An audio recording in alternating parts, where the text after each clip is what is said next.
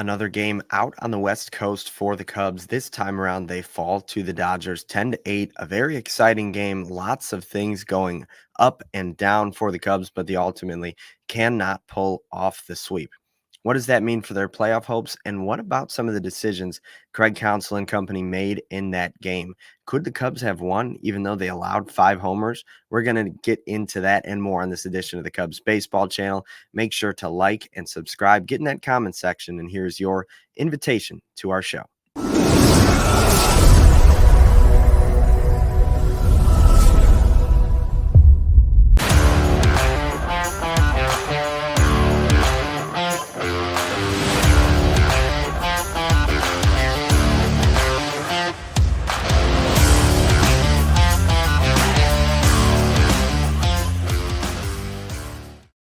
What's up, everybody? Welcome to the Cubs Baseball Channel. My name is Anthony Pasquale. You can find me on Twitter here at ant_Pasquale3. Follow me along on there as I'm always posting different Cubs things and certain thoughts, like the one I posted yesterday about Tommy Edman looking like Albert Pujols there in a Dodgers jersey. But let's talk about the game last night. Obviously, if you guys stayed up for it, you know what I'm talking about.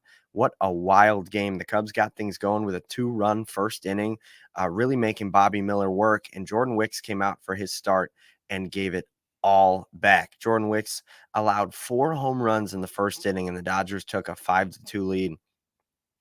And at that point, when the Cubs punched and the Dodgers punched back that hard, I'm sure a lot of people, myself included, probably thought this is going to turn into one of those games that the Cubs just don't score the rest of the way. But boy, were we wrong. They continue to show fight, which is something that has been on display, especially as of late. The Cubs scored 1 in the third on a Seiya Suzuki homer, then allowed 2 more in the bottom of the third inning. So they're down 7-3. And the Cubs come roaring back with a 4-run fifth inning to tie things up at 7. Then they allow 1 in the eighth and 1 in the seventh and 2 in the eighth, and score just 1 in the top of the ninth. But we're going to get into that and break down maybe how the Cubs could have been even better off in this ball game. But the Cubs lose to the Dodgers 10-8, could not complete the sweep out there at Dodger Stadium. So the Cubs fall to 75-71. Now, look, knowing going into the series, a sweep would be extremely unlikely. I think we all knew that. But the way the Cubs won games 1 and 2 and the way that they lost this third one, the sweep was definitely there and on the table. And one of the reasons the Cubs couldn't come through, bad base running. So let's start in the 5th inning. Crow-Armstrong, obviously known as an elite base runner and a very aggressive base runner, but we really haven't had too many mistakes of his so far this year. He hits a game-tying single. The bases were loaded at the time. The runner from third comes in to score. The runner from second goes to third, first goes to second, and Pete goes to first. I think Pete, along with many of us watching TV, expected Willie Harris to send the second runner. That would be Michael Busch from second to try to score from second on Pete's single. Because of that, on the throw that looked like it was coming home, Pete Crow-Armstrong took an aggressive turnaround first base and was headed straight towards second. What he didn't realize was that the runner was still on second because Michael Busch wasn't sent. So he should have stayed at first. He gets caught in no man's land. The throw gets cut off. And Freddie Freeman starts walking Pete Crow-Armstrong towards second so they could get both runners on the bag, tag them both out, and one of them would be ruled out. At this point, for whatever reason, Michael Busch takes off of third base. Not when the ball is in the air because of a potential rundown, just while Freeman's running back Pete Crow-Armstrong to second base. Then, of course, Freeman looks, fires home. Busch would have been out by a mile, so he tries to get in a rundown to allow Isaac Paredes and Pete Crow-Armstrong to get to second and third, respectively. But the rundown doesn't develop in time, and Busch gets tagged out at third. And the Cubs then have first and second and are unable to cash in. If Pete Crow-Armstrong stays put, it's bases loaded, 1 out. If he gets tagged out instead of Busch on the way from third to home, it's second and third, 2 outs. So maybe something goes a little bit different there, and the Cubs can get more than those 4 runs in the 5th. Then later on in the game, as the Cubs were down 3 heading into the 9th, they're losing 10-7. Michael Kopech walks the first 3 batters that he faces, which then brings up Isaac Paredes, who drives in a run on a sac fly. So now it's first and second with 2 outs. Or with 1 out, excuse me. First and second, 1 out. The Cubs trailing by 2. So the go-ahead run is at the plate. and it's Michael Bush batting.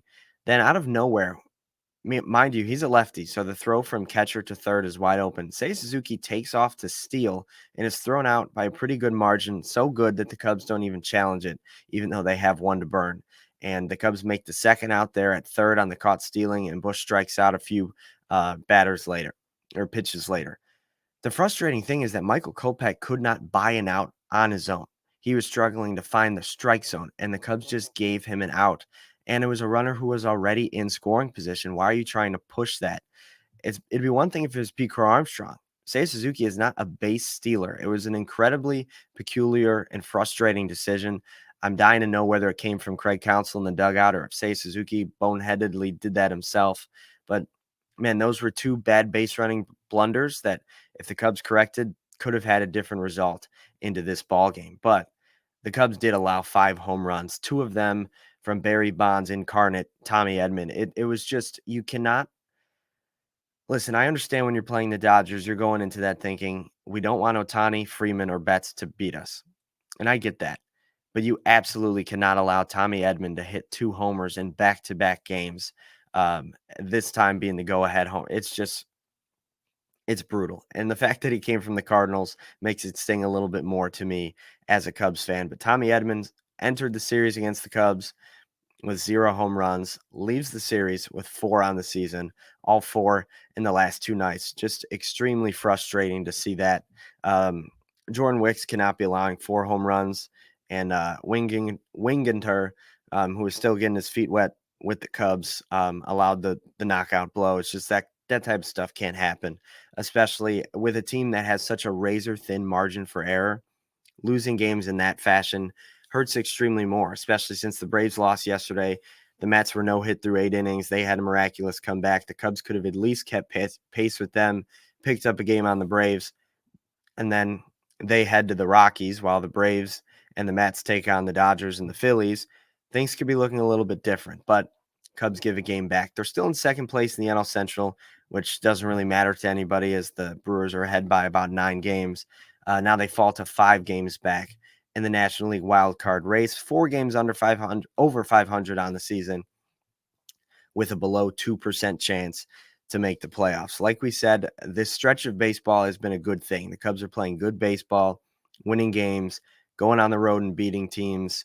That snaps their 9-game road winning streak with that loss to LA. But it's good when the Cubs are winning. It's good when the Cubs are playing competitive baseball. It shows how much worse they were in May and June. And if you correct those months, how much different this end of the season run could be feeling. It looks like it's coming too little too late, but the fact of the matter is we like when the Cubs play good baseball, and that's what they've been up to as of late. Although they did lose yesterday to the Dodgers 10-8. Cubs are off today, checking in on the Braves and the Mets, who are both also off. And then, like I said, Mets take on the Phillies, Braves take on the Dodgers, then the Cubs take on the Rockies for 3 over the weekend in Colorado. Javier Assad gets the start on Friday, Jamison Tyone on Saturday, and Kyle Hendricks scheduled to pitch on Sunday. So that's how the next few days look for the Cubs as they continue to make this push toward that last playoff spot. We'll see if they're able to do it. But for now, guys, thanks so much for joining us here on the Cubs Baseball channel. Keep liking and subscribing, getting in the comment section, letting us know how you feel about this team, certain players, Jed Hoyer, Craig Counsell, etc.